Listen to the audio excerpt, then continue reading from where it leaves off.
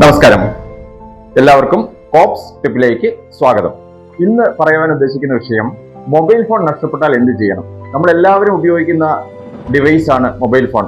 എന്നാൽ പെട്ടെന്ന് നമ്മുടെ ഫോൺ നഷ്ടപ്പെട്ടു പോകുമ്പോൾ നമ്മൾക്ക് എന്ത് ചെയ്യണം എന്നൊരു അങ്കലാപ്പ് നമുക്കുണ്ടാവാറുണ്ട്. നമുക്കറിയാം, നമുക്ക് എന്തെങ്കിലും സംഭവങ്ങൾ ഉണ്ടാകുന്ന സമയത്ത് നമ്മൾ ആദ്യം അപ്രോച്ച് ചെയ്യുന്നത്, നമ്മുടെ മനസ്സിൽ ഓടിയെത്തുന്നത് പോലീസ് സ്റ്റേഷനിലാണ്. അപ്പോൾ ഇങ്ങനൊരു മൊബൈൽ ഫോൺ നഷ്ടപ്പെട്ട ഒരു സാഹചര്യം ഉണ്ടാവുകയാണെന്നുണ്ടെങ്കിൽ ആദ്യം തന്നെ നമ്മൾ തൊട്ടടുത്ത പോലീസ് സ്റ്റേഷനിൽ പോയി പരാതി കൊടുക്കുന്നു. പരാതിക്ക് സ്റ്റേഷനിൽ നിന്നും ഉടനെ നമുക്ക് റെസിപ്റ്റും നൽകുന്നതാണ്. ഇനി അടുത്ത് വരുന്ന ചോദ്യം, നമുക്ക് നേരിട്ട് പോലീസ് സ്റ്റേഷനിൽ പോയി പരാതി കൊടുക്കാൻ പറ്റുന്നില്ല എന്ന് വിചാരിക്കുക, എന്ത് ചെയ്യും? നമുക്ക് എല്ലാവർക്കും ഓൺലൈൻ സംവിധാനങ്ങളെ പറ്റി അറിയാം.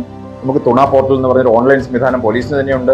നിങ്ങൾക്ക് ഏറ്റവും അമിക്കബിൾ ആയിട്ട് നിങ്ങൾക്ക് അപ്രോച്ച് ചെയ്യാവുന്ന ഒരു സംവിധാനമാണത്. നിങ്ങൾക്ക് പോയി പോലീസ് സ്റ്റേഷനിൽ പോയി ബുദ്ധിമുട്ടുന്ന കാര്യമില്ല. തുണ പോർട്ടലിൽ കയറി നിങ്ങൾ പരാതി രജിസ്റ്റർ ചെയ്യാവുന്നതാണ്. അടുത്ത ഭാഗം എന്താണ്? രണ്ടാമത് നമ്മൾ ചെയ്യേണ്ട റോൾ എന്താണെന്ന് വെച്ച് കഴിഞ്ഞാൽ, നമ്മൾ ഡ്യൂപ്ലിക്കേറ്റ് സിം എടുക്കുക എന്നുള്ളതാണ്. സിം എടുത്തു കഴിഞ്ഞ് 24 മണിക്കൂർ കഴിയുമ്പോൾ നമ്മൾ സെൻട്രൽ ഗവൺമെന്റിന്റെ സെൻട്രൽ എക്വിപ്മെന്റ് ഐഡന്റിറ്റി രജിസ്റ്റർ എന്ന് പറഞ്ഞൊരു പോർട്ടലുണ്ട്. CEIR പോർട്ടൽ എന്ന് പറയും.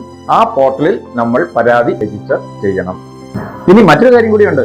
നഷ്ടപ്പെട്ട ഫോണിൽ ഉപയോഗിച്ചുകൊണ്ടിരുന്ന ഇമെയിലിന്റെയും പാസ്വേഡും നമുക്ക് അറിയാമെന്നുണ്ടെങ്കിൽ മറ്റൊരു ഡിവൈസ് ഉപയോഗിച്ചുകൊണ്ട് ഗൂഗിളിന്റെ ഫൈൻഡ് മൈ ഡിവൈസ് എന്ന ആപ്പ് മുഖേന ഈ ഫോൺ ട്രേസ് ചെയ്യാവുന്നതാണ്.